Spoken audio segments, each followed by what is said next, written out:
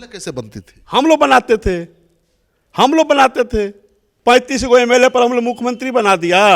राज्यपाल किदवई साहब थे और क्या, ऐसे ही सिग्नेचर करके दे दिया गया। फर्जीवाड़ा हुआ जी। अब क्या हुआ वो तो जांच का विषय है ना, उसमें हम क्या बोलेंगे। हम लोग तोड़े करते थे सिग्नेचर, करते तो जेल में नहीं रहते। गाड़ी उठाया था शादी में सब शोरूम से। अरे गाड़ी खुले उठाए थे आजाद गांधी, लालू जी के कहने पर नहीं हुआ था। नमस्कार, स्वागत है आपका सिटी पोस्ट लाइव में। मैं हूं मुस्कान प्रत्युष। आपको बता दें, राजद सुप्रीमो लालू प्रसाद यादव के साले सुभाष यादव के खुलासे से एक बार फिर लालू परिवार मुश्किलों में पड़ सकता है। आपको बता दें, सुभाष यादव ने कहा है, एक बड़ा राज खोल दिया है मीडिया के सामने और कहा है कि राबड़ी देवी विधायकों के फर्जी हस्ताक्षर से मुख्यमंत्री बनी थी, वो गलत तरीके से बिहार की सीएम बनी थी। राबड़ी देवी के भाई सुभाष यादव कहते हैं कि पता ही नहीं है, 35 गो एमएलए पर हम लोग मुख्यमंत्री बना दिए। राजपाल किदवई साहब थे तो ऐसे ही मुख्यमंत्री बन गए। क्या है ये पूरा मामला, इस पर चर्चा करने के लिए आज हमारे साथ है वरिष्ठ पत्रकार दीपक शर्मा। सर देखिए, ये जो मामला है, मैं पहले यही बता दूं आपके सवाल से पहले कि ये मामला है कि जो सुभाष यादव हैं, सुभाष यादव अगर कुछ कहते हैं लालू परिवार के बारे में तो उसका मतलब होता है, साधु यादव कुछ कहते हैं तो उसका मतलब होता है। क्योंकि साधु और सुभाष ही जब राबड़ी मुख्यमंत्री थी, लालू प्रसाद यादव मुख्यमंत्री थे तब भी पावरफुल थे, लेकिन जब राबड़ी देवी बिहार की मुख्यमंत्री थी तब सुभाष यादव का पावर गजब लेवल पर था। मतलब उनको शैडो सीएम कहा जाता था, छाया मुख्यमंत्री। मतलब चला वो रहे थे, बस दिखाने के लिए राबड़ी देवी थी। बिल्कुल, कहा जाता था कि राबड़ी देवी के आंख का नाक है सुभाष यादव, और सुभाष यादव जो हैं वे ही निर्णय ले रहे हैं जब राबड़ी देवी मुख्यमंत्री थी। अब ऐसे में देखिए, जो सिटी पोस्ट लाइव के मैनेजिंग एडिटर श्रीकांत प्रत्युष ने बात की सुभाष यादव से। अब सुभाष यादव जब श्रीकांत प्रत्युष बात कर रहे थे तो वे क्या खुलासा करते हैं, वे कहते हैं कि पता नहीं है, 35 गो एमएलए था, हम लोग साइन करवाया, दे दिया 122 का। वे कहते हैं कि जैसे भी था दे दिया, राज्यपाल मान भी गए, किदवई साहब थे राज्यपाल। एक बात बताइए दीपक जी, बिहार में चोरी हमने सुनी है कि रोड चोरी हो जा रहा है, पूरा तालाब भी चोरी हो जा रहा है, लेकिन इतना बड़ा अगर चोरी का इल्जाम लगता है और चुनाव बहुत पास आ गया है, घोटालों का भी अगर नाम ले तो लालू परिवार पे हमेशा घोटालों का नाम आता ही है। ये जो इल्जाम लगा है, ये काफी बड़ा इल्जाम है कि मुख्यमंत्री बनाने वाला। देखिए, यही मैं कह रहा हूं कि उन्होंने क्या कहा है, ये मैं दर्शकों को बताना चाह रहा हूं कि वो कह रहे हैं कि जब हुआ तो हुआ, अब जांच करवा लीजिए। जांच का विषय मतलब जांच की भी मांग कर रहे हैं कि राबड़ी देवी, वे पहले तो आरोप लगा रहे हैं सुभाष यादव कि गलत तरीके से विधायकों के फर्जी हस्ताक्षर से मुख्यमंत्री बनी बिहार की, और अब वे कह रहे हैं कि ये जांच का विषय है। मतलब सुभाष यादव ने जांच की मांग भी कर दी है, और वे कहते हैं कि जांच होगी तो हम थोड़े ही फंसेंगे, सिग्नेचर हम थोड़े ही किए थे। जो सिग्नेचर, हंसते हुए कहते हैं, इंटरव्यू में हंसते हुए कहते हैं कि मैंने सिग्नेचर थोड़ा ही किया था, सिग्नेचर जो किया था वो फंसेगा, वो जेल जाएगा। तो क्यों ना सबसे पहले हम दर्शकों को वह बयान दिखाएं सुभाष यादव का, जिसमें वे ये सारे दावे करते हुए नजर आ रहे हैं। चलिए आपको एक झलक दिखाते हैं उस इंटरव्यू की जो हमारे साथ एक्सक्लूसिव इंटरव्यू में सुभाष यादव ने खुलासे किए थे। कैसे बनती थी? हम लोग बनाते थे। राबड़ी देवी को मुख्यमंत्री आप लोग बनाते? हाँ, तब कौन बनाया? अरे पता नहीं है, 35 गो एमएलए पर हम लोग मुख्यमंत्री बना दिया। कैसे किया था जी? राज्यपाल किदवई साहब थे और क्या, ऐसे ही सिग्नेचर करके दे दिया गया। अच्छा, 35 एमएलए था, दे दिया गया 122 का लिस्ट। हाँ, जो देना था दिया गया, और मान भी गए। मानेंगे नहीं, जब सब लोग था, कांग्रेस था, सब साथ में था, झारखंड था, सब लोग मान गए। शिबू सोरेन साथ ही न थे। फर्जीवाड़ा हुआ जी। अब क्या हुआ वो तो जांच का विषय है ना, उसमें हम क्या बोलेंगे। आप ही तो सरकार बनवाए थे। अरे तो हम सिग्नेचर थोड़े किए थे, जो आए तो थे। जो किया था वो जाने ना, हम लोग थोड़े करते थे सिग्नेचर, करते तो जेल में नहीं रहते। तो देखिए क्या कर रहे हैं, वे कितना बड़ा आरोप लगा रहे हैं। मुख्यमंत्री लोकतंत्र में अगर कोई व्यक्ति गलत तरीके से मुख्यमंत्री बनता है तो इससे बड़ा फर्जीवाड़ा तो कुछ नहीं हो सकता है। अब इतना बड़ा फर्जीवाड़ा अगर हो रहा है, और वो कौन कह रहा है? मुख्यमंत्री का भाई, राबड़ी देवी के भाई कह रहे हैं, छोटे भाई कह रहे हैं सुभाष यादव कि 35 विधायक था, 122 का साइन करवा के दे दिए। किदवाई साहब थे राज्यपाल, कांग्रेस हमारे साथ थी तो क्यों नहीं मानते। कांग्रेस का राज था, किदवाई साहब थे, किदवाई साहब को हम लोगों ने दे दिया, फर्जी साइन कर दिया। शिबू सोरेन हमारे साथ थे, झारखंड बिहार एक था, सब लोग मिल करके बनवा दिए। मतलब कि विपक्ष अब इस मुद्दे को कैसे उठाएगा। 10 महीने बाद बिहार में मुस्कान जी चुनाव होने जा रहा है। अब इस चुनाव में ये बड़ा मुद्दा बनने जा रहा है कि राबड़ी देवी के भाई, राजद सुप्रीमो लालू प्रसाद यादव के साले सुभाष यादव कह रहे हैं कि राबड़ी देवी गलत तरीके से मुख्यमंत्री बनी थी। अच्छा, ये बताइए दीपक जी, उनका कहना था कि जो फिरौती लिया जाता था 6 करोड़ का एक नंबर ले रहे हैं सुभाष यादव, उस पर थोड़ा सा रोशनी डालिए कि सीएम आवास में ही सब होता था, यहीं से डील करते थे, यहीं से पैसे जाते थे, वो थोड़ा रोशनी डालिए बात। देखिए, वो जो उनका आरोप है कि एक व्यक्ति का अपहरण हुआ था बिहार में, जो कि दिल्ली से आए थे बिहार। जब वे यहाँ आए तो उनका अपहरण कर लिया गया। उनके अपहरण में उस वक्त बड़े बड़े नाम चले थे कि वे शामिल हैं, लेकिन राष्ट्रीय जनता दल के नेता लगातार कहते रहे, इन आरोपों का खंडन करते रहे। अब भूचाल ला दिया है सुभाष यादव ने राजनीति में, सियासत में, बिहार की सियासत में भूचाल लाने वाला बयान दिया। उन्होंने कहा है सुभाष यादव ने कि इस अपहरण में और ऐसे कई अपहरण में, जो अपहरण उस दौर में होते थे, जो अपहरण उद्योग चलता था, किडनैपिंग इंडस्ट्री चलती थी, क्योंकि दूसरी कोई इंडस्ट्री तो थी नहीं, तो जो किडनैपिंग इंडस्ट्री चलती थी उसके तार सुभाष यादव ने जोड़ दिए हैं सीएम हाउस से। और कहा है कि जब किसी का अपहरण हो जाता था तो उनके शब्दों में अगर कहें तो सीएम हाउस में फरियाते थे लालू प्रसाद यादव। फरियाते थे कहने का मतलब है मैनेज करते थे, मतलब कि वे कह रहे हैं कि फिरौती कितनी की देकर छूटेगा। अच्छा, मान लीजिए कि कोई फिरौती, किसी का अपहरण हुआ और फिरौती मांगी गई कि 10 करोड़, तो होगा कि नहीं ठीक है, 10 करोड़ बहुत ज्यादा है, 6 करोड़ दे दो। ये कह रहे हैं सुभाष यादव कि ये डील, ये 10 करोड़ नहीं, 10 करोड़ बहुत ज्यादा है, 6 करोड़ दे दो और छोड़ दो, 6 करोड़ दे दो, अच्छा तुम 6 करोड़ दे दो, तुम 6 करोड़ ले लो और छोड़ दो। यह डील होती थी सीएम हाउस में। लोकतंत्र के लिए इससे बड़ा दुखद तो कुछ आरोप नहीं हो सकता है। मजाक भी लग रहा है ये तो। नहीं, मजाक नहीं है ये, नहीं मजाक, ये लोकतंत्र का मजाक है, लोकतंत्र का मजाक है। क्योंकि ये जो आरोप लगा रहे हैं, अगर यह आरोप कोई भारतीय जनता पार्टी का नेता लगाता तो ये कहा जाता कि निशाना बनाने के लिए फर्जी आरोप लगाया जा रहा है। कोई अगर जनता दल यूनाइटेड का नेता लगाता तो भी लोग विश्वास नहीं करते। लेकिन परिवार का, लालू परिवार का व्यक्ति, राजद सुप्रीमो का साला, राबड़ी देवी का भाई, यह आरोप लगा रहा है, जो उस समय पावर में थे।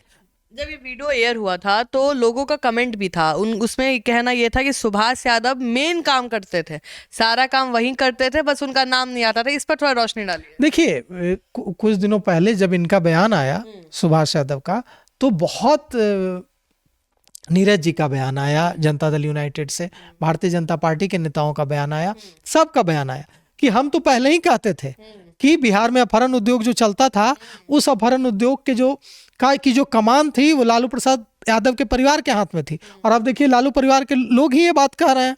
अब देखिए, ये जो पूरा अपहरण उद्योग चलता था उस समय, उस अपहरण उद्योग को लेकर लगातार राष्ट्रीय जनता दल के नेता कहते थे कि इससे कोई लेना देना न राष्ट्रीय जनता दल के नेताओं का है, न इससे कोई लेना देना लालू परिवार के किसी व्यक्ति का है।